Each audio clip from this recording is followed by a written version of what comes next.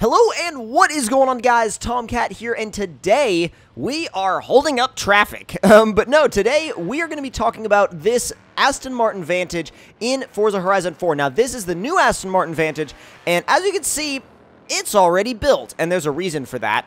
Basically, what happened was I did a full video building this car, tuning this car, going in depth with everything in this car, and then basically everything on the recording side of things went wrong, and I was not happy with the results. So what I've decided to do is I have decided to go back through this build, redo some of the aesthetic touches of the build, because I'm not completely happy with it aesthetically, but I also wanted to walk you guys through the actual tune itself. Or, if you want to drive this car as it is right now, the tune is actually available on my, it's available to download under the name Vantage Drift YT. So, if you want to drive this car exactly as it is right now, it is available for that. So, I'm going to actually demonstrate to you guys what this car is like to drive, and then we're going to take it back to my house, and we're going to do some building. I know it's completely out of the, it's like out of order in the way that I normally build cars, but you know what? I'm actually like not too like upset about it, because I think it's one of those cars where you kind of have to go back and like look through the setup to actually see why it makes it so good. Because the previous video that I filmed on this car, I said the word smooth probably, oh god, I don't even know how many times, because it is.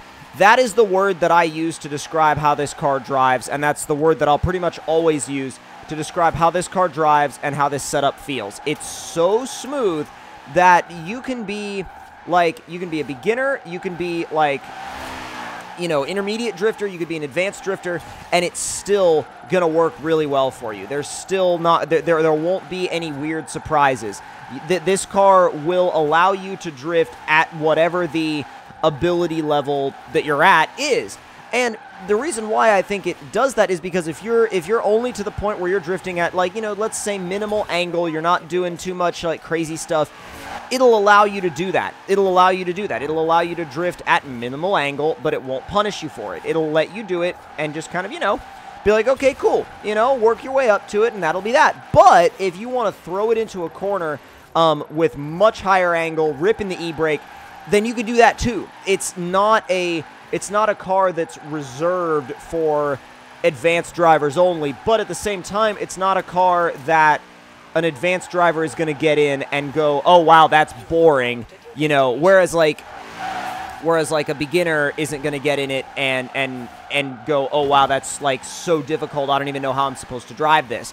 So it really does a good job at being, you know, a great drift car for all levels, and not a lot of cars can really pull that off. I mean, if you have enough skill, you can really slide around in anything, but as far as being a car that's effective in the hands of an advanced driver, and yet inviting in the hands of a beginner driver, that's something that you don't normally find, and this car is one of those rare occasions where you do find it, and it's actually a really cool, refreshing thing to find, because it's so easy to drive, it's so smooth and easy to throw around corners, it's so easy to place it where you want it. Like if I want, say, the back end of the car on the opposite white line, I can put it there and I can keep it there. You know, if I want the front end of the car on the inside white line, like right all the way around this corner, I just think about it and it does it. You know what I mean? Like I think about it and it does it. I don't have to do anything crazy. I don't have to think like, okay, well then I'm going to have to like set up for it a million years in advance, because otherwise it's going to get temperamental or the car's going to act weird. This car never acts weird. It never, ever, ever acts weird. And that's not something you could say about every car. It really isn't. Back and forth here through these transitions, on power, off power, like on and off the e-brake, whatever. I screwed that up. That wasn't the car's fault. That was my fault. But there's nothing that this car is going to do that is going to make somebody go, oh god, it shouldn't have done that. You know what I mean? Like, there's nothing that this car is going to do that's going to make you go, oh wow, I didn't want it to do that. Like, why did it do that? I didn't want it to. So now that I've given you guys a little bit of an overview of how the car drives, we're going to take it back to my house, and we're going to do some in-depth customization on it. A lot of it is going to be a little bit of a different, a little bit of a different paint job, a little bit of a different, maybe even not necessarily wheel setup, but wheel paint setup. Because the custom details of this car, I spent a lot of time just on the, on the custom details. Like I think in the original video was like 20 minutes long because I spent so long in the garage at the house really figuring out what I wanted the setup to look like. So, and now the more that I look at the setup as it is, I'm not particularly a fan of that paint. You know what I mean? Like it just doesn't sit right with me, and I think that the paint itself, I mean, I'm gonna paint Group 1, which is the main body of the car. I think it has to go, because when I originally bought the car, it was something like this. It was like an orange, but at the same time, I didn't want to run the orange because I had the carbon Kevlar. The carbon Kevlar is weird to work with, and that's kind of putting it mildly. And when I say weird to work with, I mean weird to work with in the way that it's just not something that a lot of colors line up with. Because, you can do whatever kind of setup you want on a car, but like if the paint accents don't line up with each other, then the car's never gonna look right. You know what I mean? Like the car is never really gonna look right if you never line everything up properly. So I wish I could do like digital camo but blue, because I feel like if I could do digital camo but blue, it would look just right. Like it would look really, really cool, but that's just me. So let's go into the metal flake and see what we can do within like a metal flake color scheme. We're gonna start with the blue, and then the flake color. Wait, oh, that was the flake color. Okay, so the base color is going to go to maximum brightness. And, oh, that's like a weird aqua thing. I don't like it, though. I don't like it. It doesn't look right.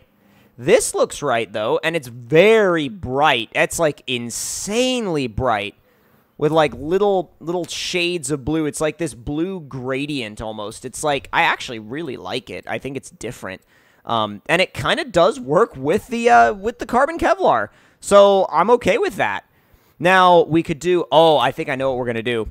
We're going to run black wheels, and then the outer lip, and this is where it's going to get interesting, I'm going to try to get it close to what the color of the car is. Oh, that ends up coming out really cool. That ends up coming out really cool. I like that. Yeah, I like that. That's not exactly, and it's not exactly something you would normally see, so I dig it. Even the smallest adjustments can make a difference, especially after this customization update. Even the smallest adjustments can really make a boatload of difference. So I'm going to go ahead and actually show you guys what I've done exactly with the tune. It's actually a very similar tune to most of my other tunes because it's very, very much a base tune right now. The tire pressure is actually stock right now. Running the stock gearing throughout the gearing range. The only thing that I've changed is I've changed the final drive to a 373. It used to be like a 2-point something, so it was super long, and I didn't like it. So camber is -5 up front, -1.5 in the back, 0.2 degrees of toe out with 7 degrees of caster. The only thing that I've changed from bolting on the drift suspension is that 0.2 degrees of toe. What I'm actually going to do while I'm in here is adjust this a little bit up to 0.18, a little bit more in the rear. The rear sway bar has been stiffened up a good bit.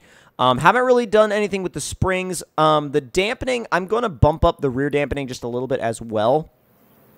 And let's see, we'll do that as well. So the brakes, they've kind of been left alone. The big adjustment was in the differential, because the differential in this car, when I first started tuning it, it was at 40%, 40%, which didn't really make any sense to me. So I've changed it to 100% and 60%, which seems to work fairly well. And by the way, so again, those little adjustments that I made, honestly, they won't change the car all that much, based on the setup that I've released to you guys, which is available for download. Now, The car itself, again, is running, let's see, I want to get the numbers right for you guys. It's running 828 horsepower and 778 foot-pounds of torque at 2,804 pounds, which is really, really, really good.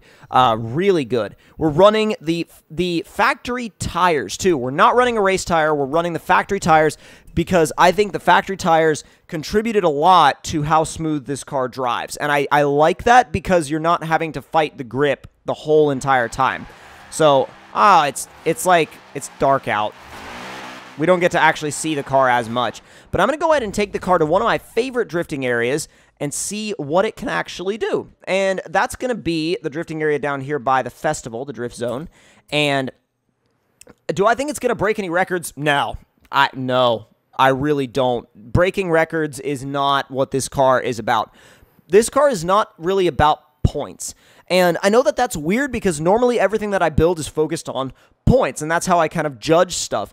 But I more use that just as a way to gauge how well a car is doing and how well a car is holding up to the competition, rather than kind of, you know, rather than kind of like using that as like the entire way to judge a car. So I use it as a way to compare cars. But without any further ado, let's see what this setup and what this guy can do on this drift zone. Big angle entry. Big angle entry. Oh, yeah, you can just ride out fifth gear for so long. Trying to take the wide line, maybe maximize some points here.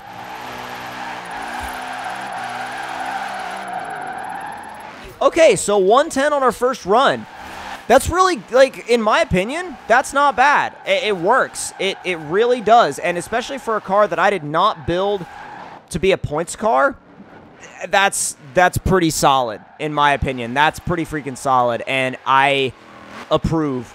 I genuinely approve. It works.